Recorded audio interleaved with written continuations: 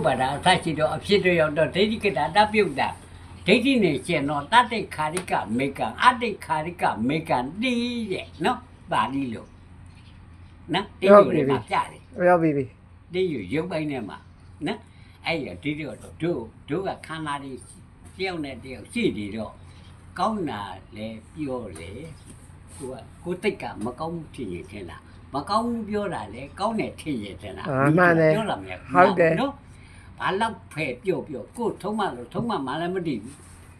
နော်တိတ်ကတစ်မျိုးတွေဟို ဟုတ်ကဲ့ နော်ပေါ်တိုင်းမပြတ်ကျุမှနေလျက်ရုပ်နာနှမျိုးကြောင်ကြိုတိမြဲ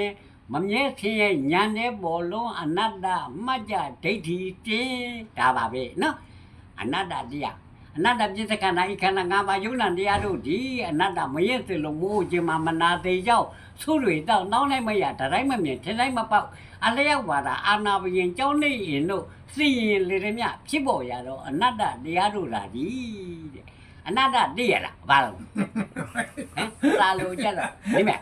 စာလို့ကြတာဝိပါလေစာလို့ကြတယ် ဆရာပါပါ ကြနော် အာ ဟင်